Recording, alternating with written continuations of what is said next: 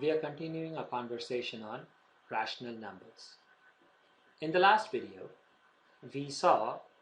we took three pairs of consecutive integers. So we looked at 0 and 1, we looked at 2 and 3, and we looked at, I believe, -3 and -4.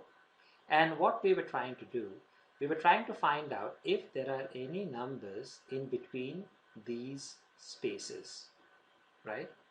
So what we did was that we actually divided each of these spaces into 10 equal parts, right? Into 10 parts. And what we found out was that there were 9 different numbers in between each of these parts, each of these spaces. So let's continue to explore in this video if there are any more numbers. So we will take each of those same pairs of consecutive numbers, but this time instead of dividing them into 10 equal parts, we will try out different number of parts. So for example, the space between 0 and 1, let's try and divide them maybe into 5 equal parts. And like I had mentioned earlier, this is completely arbitrary. That is, the number of parts in which we are dividing this space, the consecutive number, is arbitrary. So let's divide into 5 equal parts this time. 1, 2, 3, 4, 5. So 5 parts will equal to 1, because remember, 0 to 1 is really this length, which is 1 unit. It's a number line, so they're all 1 unit, right? That means 1 part will be how much? It will be 1 divided by 5. If 5 parts is 1, then each part is 1 by 5. That means this length, each of these, all of these lengths, they are simply 1 over 5, right? So each one of them is 1 by 5. Now because we have divided into 5 equal parts, we find out that there are now these 4 points inside 0 and 1. So let's call this A, call this B, C, and D. So let's find out the value for A, B, C, and D. So A will be how much? Well, A will be, so we start from 0, and this is 1 part away, right? So we start at 0, plus it is 1 part away, and each part is 1/5 now, because we have divided into 5 equal parts. So A simply is 1 by 5. Similarly, B will be starting from 0, it's 2 parts away, right? So it will be 0 plus 2 times 1 over 5, or simply 2 by 5. Similarly, we can see the number C will be 3 over 5, and the number D will be 4 over 5. So what we are noticing is that by dividing into 5 equal parts, we got 4 numbers. And the numbers, they look like this: 1 by 5, 2 by 5, 3 by 5, and 4 by 5. Let's take a look at our next pair. And the next pair was 2 and 3. Last time we divided this space into 10 equal parts. Now let's try this time maybe 4 equal parts. So 4 parts again is equal to 1 unit, right? Because this is again 1 unit. It's on number line. So this distance is 1 unit. Because we are breaking them into 4 equal parts, so each of the part will be how much? It will be 1 over 4 unit, right? So these are all 1 by 4. So these lengths are all 1 by 4. Now how many points do we have in between? Now we have 3 points. This, this, and this. So 1 less. That means if we divide them into 4 parts, we get 3 points. If we divide them into 5 parts, we get 4 points. So on and so forth, right? So let's call them E, F, G. So let's find out the values for E, F, and G. So E will be equal to, now this is 2 and 3, right? So 2 and 3. So 0 will be somewhere over here. So to find out point E, first we have to get to the number 2. So we write 2 plus, then what do we have to do once we are at 2? We have to then go to one part, right? So it will be 1 times, and each part is 1 by 4. So like this, we write it like this. So 2 plus 1 over 4, and this will be 9 over 4. So point E, or the number E, is 9 over 4. Similarly, let's find out F. So for F, we again have to get to 2. So from 0, we have to come to 2. And then it is 2 parts away, right, from 2. So it's 1, 2. So it's 2 parts away from the number 2.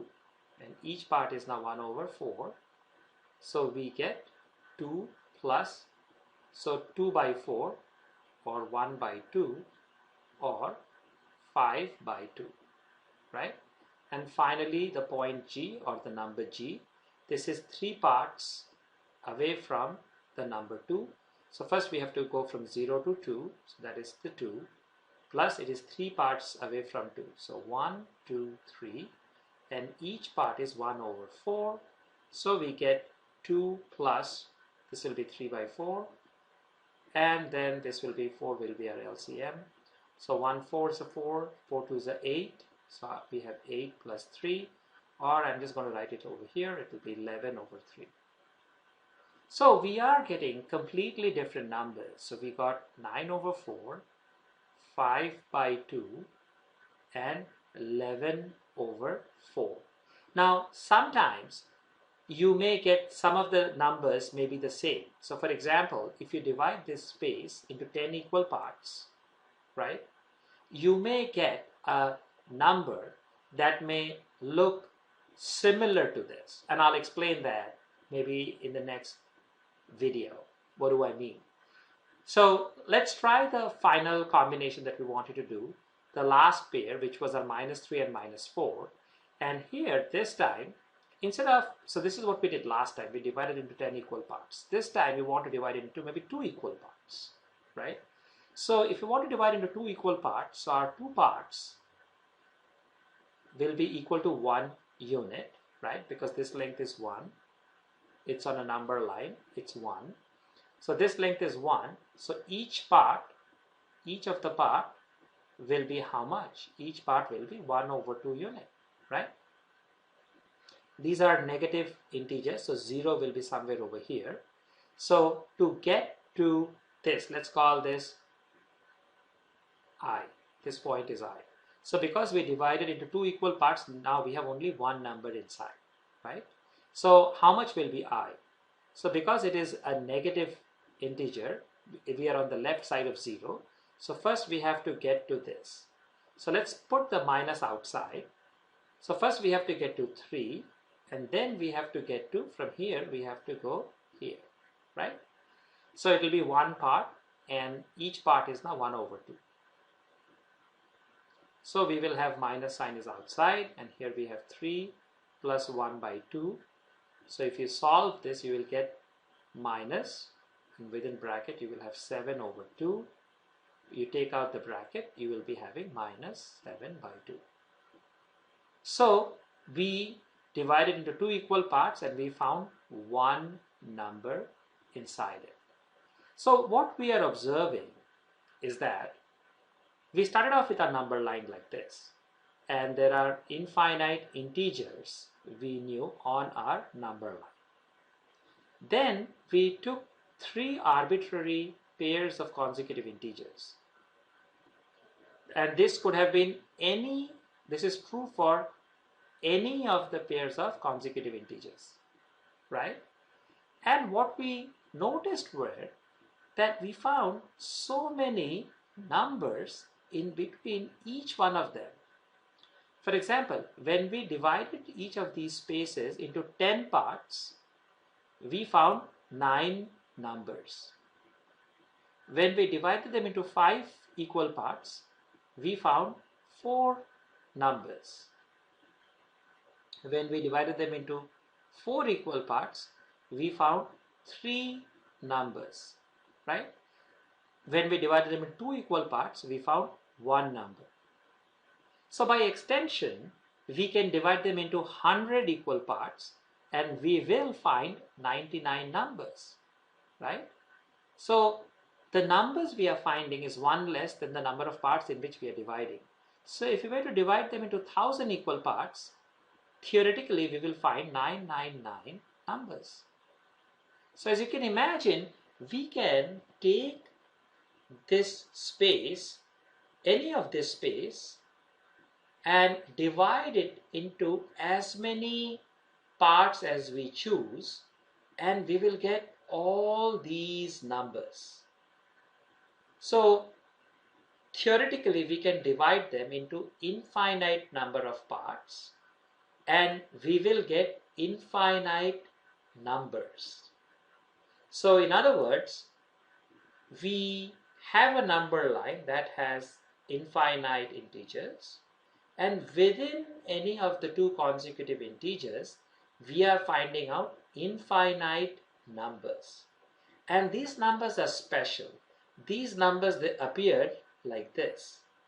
They appear like this. They appear like this, right? So these are not integers, but they look like this. So we call these numbers as these numbers belong to a special type. We call these numbers rational numbers. So rational number is such a number that has two parts. So you have a part at the top, then divided by, and then there is a part at the bottom. The top part is an integer. This is an integer. And the bottom part is also an integer. If you look at 2 and 10, both of them by themselves are integers. 2 is an integer, 10 is an integer. If you look at minus 3 and 2, minus 3 is an integer and 2 is an integer. So all of these numbers are of the form one integer divided by another integer. There is one condition, however. The denominator, now the numerator can be any integer and denominator can be any integer, except the denominator should not be 0. Because we cannot have an integer, say 5, and have it divide by 0, because that becomes undefined. So whenever we actually have a number where the denominator is 0, that becomes undefined. So we call these numbers, there are infinite numbers between any two consecutive integers. So all of these numbers taken together, we call them rational numbers. Rational numbers are numbers. Let's try to define them formally. So rational numbers are numbers that can be expressed in the form of p by q, where both p and q are integers and q can not be equal to 0. So all of these, let's write some of them. So 2 by 10, maybe 5 by 8, minus 11 by 9, minus 30 or maybe 301 by 1086. I'm just writing some random numbers. So the point here is all of these numbers are rational numbers, because all I'm trying to do is I'm trying to write a ratio. So I'm trying to write two numbers, so something by something, and both of them are integers. And the only criteria is that the denominator should not be equal to 0. So we found out that now a number line not only has infinite number of integers, but it has infinite number of rational numbers.